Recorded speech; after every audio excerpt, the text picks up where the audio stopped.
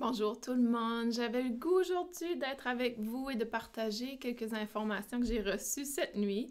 Aujourd'hui, on est le 4 avril et hier, j'ai finalement réalisé, c'est juste pour vous dire des fois comment je suis déconnectée de la collectivité, j'ai réalisé pourquoi tout le monde faisait des méditations aujourd'hui, parce qu'aujourd'hui, c'est le 4 avril du 4 2020, 2 plus 2, 4, 4, 4, 4. Donc, c'est une journée quand même très représentative. Par contre, je crois qu'il faut faire attention à l'intention derrière le 4. Et j'ai le goût de partager avec vous l'information que j'ai reçue à 4h44 aujourd'hui. J'aurais aimé prendre une photo parce que j'ai trouvé ça très drôle, mais je n'ai pas d'appareil électronique dans ma chambre. Donc, je n'ai pas pu prendre de photos, mais par contre, j'ai pu prendre le temps de recevoir certaines informations et que je vais partager avec vous aujourd'hui. Donc, au niveau du chiffre 4, le 4 a une fréquence très particulière, donc une définition très particulière également. Donc, si vous pensez au chiffre 4, il y a vraiment une représentation dans l'aspect physique du chiffre 4. Donc, le chiffre 4 nous démontre qu'il y a une croissance. Donc, nous avons passé au travers d'une grande croissance dans les derniers mois, des dernières années. Et ensuite, il y a la courbe vers l'arrière, c'est-à-dire que parfois, on va percevoir comme si on prend du recul, comme si on est dans une phase où on ne comprend rien, du doute, la peur, etc. Donc, au niveau fréquence, si vous pensez à fréquence négative, fréquence positive, au niveau de la remontée, donc on va monter en fréquence positive, et tout d'un coup, il y a comme une descente.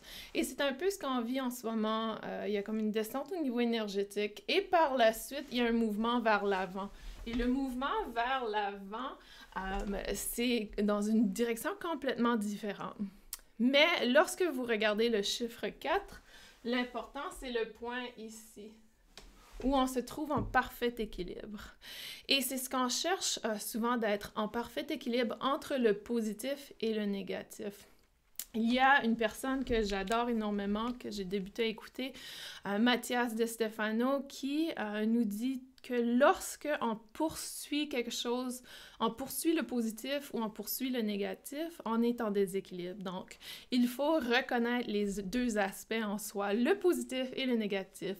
Et c'est pour ça qu'il y a cette courbe de croissance où on vient transformer en quelque sorte les aspects négatifs de soi en positif, mais on revient à l'équilibre au centre. C'est très important et c'est pour ça qu'on on a une perception comme si on va de l'arrière des fois, parce que c'est notre mental. Aussitôt que notre mental nous voit descendre dans le négatif, on le voit comme un aspect de recul. Alors que le chiffre 1, si vous regardez le chiffre 1, on a la possibilité de retourner directement au centre, de bouger dans cet espace. Et c'est ça l'idée. Donc ça, c'est l'énergie du chiffre 4. Donc l'énergie est extrêmement importante. L'autre aspect que vous entendez souvent surtout à ce moment-ci, l'aspect ascension. Ascension a une tendance à nous faire croire que c'est une élévation, donc on va monter. Il connecte souvent le mot ascension avec dimension. Alors que ce n'est pas vraiment... Oui, les dimensions, on parle de dimension 1, 2, 3, 4. Les chiffres augmentent, mais ça ne veut pas dire qu'elles sont de cet ordre dans l'aspect. Et je ne vais pas trop aller en détail dans cet aspect. Mathias De Stefano l'explique très bien. Par contre, c'est un peu complexe à comprendre. Il faut mettre de côté certains aspects qu'on a appris. Mais je vais parler de la 4e dimension. Et avant de passer à cet aspect, j'aimerais préciser que tout ce qui se passe présentement aujourd'hui, il y a une grosse tendance à vouloir faire une méditation de groupe.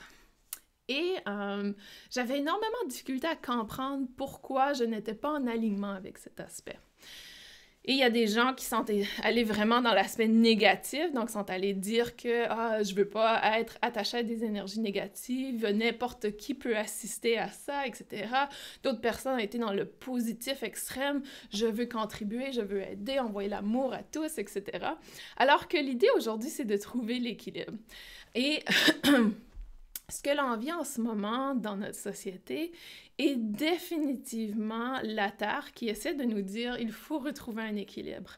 Parce qu'on était trop dans l'aspect négatif ou trop dans le positif. L'autre aspect aussi, c'est que la situation actuelle cherche à nous apprendre la leçon qu'il faut prendre du temps pour soi, prendre un recul, prendre soin de soi, retourner vers soi. Et c'est ça le vrai aspect positif, parce que le positif et le négatif, ce n'est pas le bien et le mal. Le positif, c'est l'intérieur. Le négatif, c'est l'extérieur. Notre société est axée sur l'extérieur et ça fait des millions de personnes et des dizaines de milliers d'années que l'on va dans cette perspective de l'extérieur, s'exprimer, etc. Donc, pour nous, c'est extrêmement important de revenir vers soi et rapporter cet équilibre entre le positif et le négatif. Et les méditations collectives, présentement, sont présentées... il y a différentes personnes qui le présentent sous différentes façons. C'est toujours derrière l'intention. Et c'est pour ça qu'il n'y a pas nécessairement de bon ou de mauvais. Pour ma part, je ne connecte pas avec la perception de sauver notre planète, sauver les autres, sauver, etc. Parce que pour moi, ce n'est pas ça l'énergie du moment présent. L'énergie du moment présent, c'est de prendre un recul et revenir vers soi et non vers l'extérieur. Donc, non pas envoyer l'énergie vers l'extérieur, mais plutôt réfléchir vers l'intérieur. Donc, l'autre aspect aussi, c'est que on reçoit des courriels qui disent « Urgent, il faut absolument que vous joigniez ce groupe. » J'ai eu des étudiants qui me poussaient à faire une méditation en direct et à l'intérieur de moi, j'avais pas le goût parce que l'énergie présentement que je vis est dans l'inaction. Et l'inaction, c'est l'aspect de retourner vers soi. Donc, si je fais appel à toute la communauté pour faire une méditation en groupe, pour moi, c'est être dans l'action. Et c'est ce qu'on essaie d'enlever, on essaie de revenir en équilibre avec le trop d'action. Et je vous dirais qu'en général, c'est extrêmement difficile d'être dans l'inaction et c'est pour ça que tout le monde a le goût de faire des choses. Je peux vous garantir qu'il y a des tonnes de gens qui n'arrêtent pas de magasiner en ligne parce que ils ne savent plus quoi faire d'eux. Et c'est ça, l'univers essaie de nous pousser à prendre du recul, retourne vers tes racines, vers ton être, ne fais rien. Est-ce que tu es capable de t'asseoir en silence et ne rien faire? Donc, c'est vraiment ça. Est-ce que tu es capable de le faire, mais aussi, est-ce que tu es capable de l'accepter et d'en profiter autant que quand tu es dans l'action? Donc, c'est pour ça que pour moi, ça ne me parle pas. Je vais faire ma propre pratique personnelle. Je crois que c'est important de questionner nos motivations face à cette méditation collective. Si pour vous, vous le faites pour justement vous allouer ce moment pour aller à l'intérieur, super, allez-y. Par contre, si pour vous, c'est pour sauver une autre personne, prenez un moment de réfléchir parce qu'on est en train de retourner vers le positif, vers l'intérieur. Donc, je voulais vraiment partager ça avec vous parce que je crois que c'est un message extrêmement important de vraiment questionner notre motivation face à cet aspect de méditation en collectivité. Et l'autre aspect que je voulais partager, c'est les dimensions. Donc, on entend parler toujours des dimensions et c'est connecté à ça également. Donc, la première dimension, si on veut, je vais aller effacer ceci. Donc, la première dimension peut être appelée l'esprit, l'être. Donc, la première dimension est positive, c'est notre être. Lorsqu'on pense à la première dimension, c'est un peu avant la création de l'univers. Donc, la première dimension est l'essence, l'être. Donc, être. C'est aussi simple que ça. Et une journée, on ne sait pas trop quand dans notre histoire, l'être a décidé de s'exprimer à l'extérieur, de se demander qui suis-je, qui pourrait être, qui puis-je être. Et ça crée la deuxième dimension. La deuxième dimension, c'est l'expression à l'extérieur. Donc, et ça a également créé la dualité que vous pouvez voir juste ici. Donc, la dualité est venue se créer et de cet aspect, il y a également la Trinité qui a été créée. La troisième dimension. Donc, la troisième dimension a été exprimée et je ne peux pas me souvenir, dans ma tête, c'est négatif parce que c'est l'expression de la matière, mais je ne suis pas certaine si c'est positif ou négatif. Ça ne change rien. De toute façon, c'est l'expression de la troisième dimension. Aussi l'aspect Trinité, donc le temps, l'espace, la matière. Et ça, c'est la dimension qu'on existe dedans. Et ce qu'on a de la difficulté à comprendre, c'est que souvent, les gens pensent que c'est une ascension, mais lorsque la troisième dimension a été créée, la quatrième dimension a été créée en même temps. Donc, est venue se connecter. Donc, quatrième dimension. La quatrième dimension, c'est vraiment cette transformation. Je vais l'expliquer un peu plus parce que je vais vous montrer, c'est le processus, dans le fond. Et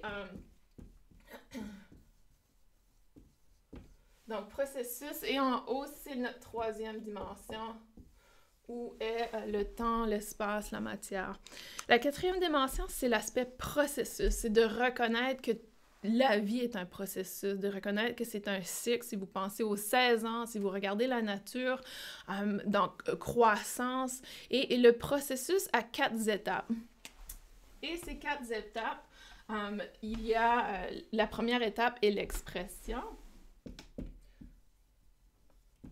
Et l'expression, dans le fond, c'est la naissance. Hein? C'est la naissance, l'expression de qui suis-je, l'expression, c'est très extérieur. Donc, c'est-à-dire que c'est négatif, c'est à l'extérieur de soi. Et l'expression, c'est l'expression de soi, c'est les idées, c'est la naissance. Lorsqu'on naît, c'est l'expression. La deuxième étape est l'expérimentation. Et l'expérimentation, dans le fond, c'est la capacité justement à vivre plein d'expériences et de vivre plein d'expériences par le goût, par le toucher, par tous les sens et de choisir certains aspects et de créer notre propre vie. Donc, c'est vraiment la croissance, dans le fond. Si on pense à la naissance, ensuite la croissance. La troisième étape est où on vient intégrer. Donc, l'intégration. L'intégration est où on vient réfléchir. C'est où on regarde notre monde et on se dit, OK, on vient réfléchir, on vient recréer, on vient se recréer, c'est la reproduction. On vient regarder tout ce qu'on a créé et on vient organiser, si on veut, l'information. Et la quatrième étape est la transcendance, la transmutation, la transformation, qui est dans le fond, pour le corps physique, la mort. Donc, lorsqu'on regarde ces 3 étapes, l'expression était le côté négatif.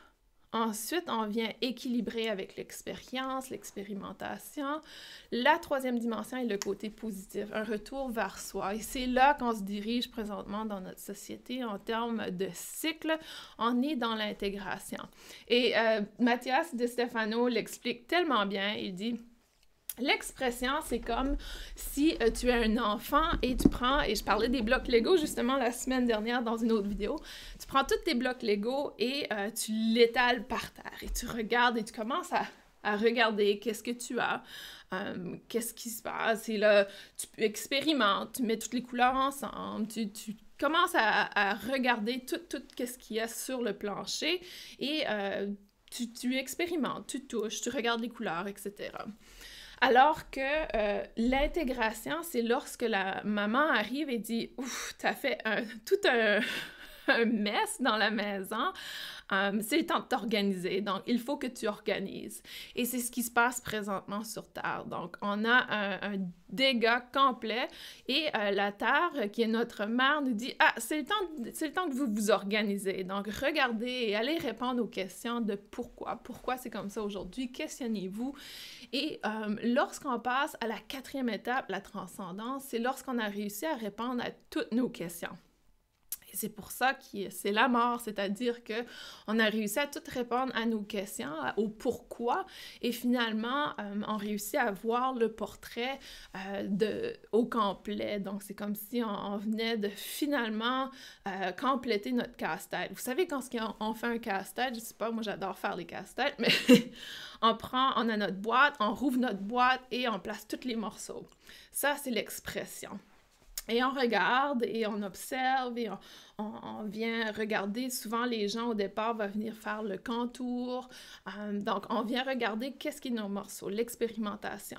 Et tout d'un coup, les gens commencent à organiser donc par couleur, par les coins, le contour, et ça, c'est l'intégration. Tranquillement, on vient. Et lorsqu'on complète notre casse-tête, c'est la transcendance, c'est terminé. Donc, on défait le casse-tête, on le met dans une boîte et c'est fini. Donc, c'est un peu la même chose sur le processus. Et tout ça pour vous dire que tout est un processus. Lorsqu'on réalise que c'est un processus, nous sommes dans la 4e dimension. Donc, il est possible de vivre la 4e dimension sur Terre sans mourir nécessairement, mais lorsqu'on complète le processus de la 4e dimension, c'est là que la mort se passe. Et la mort, selon De Stefano, on peut revenir aussi parce que si on a oublié quelque chose, on peut revenir sur Terre, etc. Donc, je ne vais pas aller trop dans les détails parce que c'est très lourd comme information, mais tout ça pour vous dire que personnellement, je crois qu'on a fait l'expression, on a fait l'expérimentation et là, on est dans le processus d'intégration. Et c'est pour ça qu'on est forcé à être en réflexion, forcé à revenir vers soi. Et plus on résiste cette réflexion, plus on résiste la solitude, plus on résiste être avec soi-même, plus on va être forcé à le faire. C'est pas un hasard qu'aujourd'hui, la planète au complet est forcée à rester chez eux. Donc, pour moi, je ne vois pas du tout ça comme un hasard.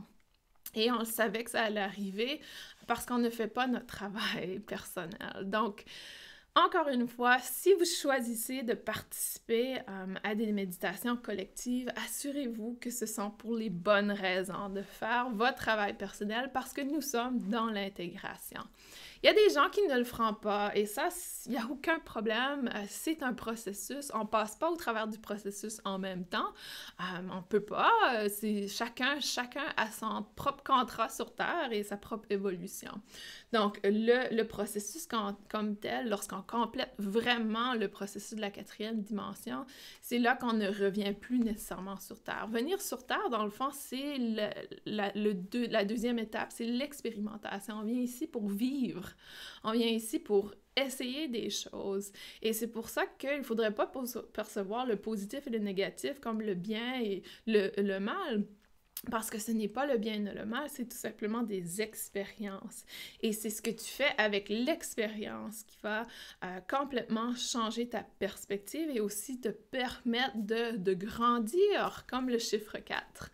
Et l'ascension, l'aspect ascension fait partie de l'être humain. Ce n'est pas quelque chose, une thématique universelle dans toutes les dimensions. C'est vraiment quelque chose qui est pour l'humain. Donc, je sais que ça peut être très lourd comme information. Je ne vous force pas du tout à croire ce que pour moi est vérité, n'est pas nécessairement votre vérité. Et ça, il n'y a pas de problème. C'est à vous de vous faire votre propre opinion, votre propre expérience et de vivre les choses. Et par contre, de rester dans la conscience que si vous, donc, dans le spectrum de positif et négatif, si vous êtes trop dans le positif, vous êtes en déséquilibre. Si vous êtes trop dans le négatif, vous êtes en déséquilibre. Donc, l'idée, c'est de vraiment rassembler les deux. Et j'aimerais aussi dire aux gens qui sont très critiques de l'énergie des autres personnes par rapport à la méditation, de faire attention parce que chaque personne a la lumière à l'intérieur d'eux, chaque personne a un amour à l'intérieur d'eux. Et en tant que gens qui travaillent justement dans le domaine énergétique, je crois que nous avons un rôle de maintenir une certaine fréquence pour pouvoir accueillir ces gens de basse fréquence et pouvoir les guider, les accompagner dans leur processus. Donc, ne pas être trop jugé, si on veut, les autres personnes, rester dans la neutralité et essayer d'être un modèle, essayer d'être une personne qui puisse accompagner les gens justement qui ont une énergie qui est toujours dans la basse fréquence parce qu'ils ne sont pas dans cet espace par choix, c'est parce qu'ils ne connaissent pas l'autre façon. Il faut leur montrer comment rester dans un espace où on peut remonter cette fréquence énergétique et ensuite trouver un équilibre au niveau positif et négatif. Je vous remercie pour votre attention et si vous avez des questions, n'hésitez pas à placer vos questions dans la section commentaires. Ça va me faire plaisir de répondre à vos questions et aussi de lire votre impression ou votre perception face à cet aspect. Bonne journée!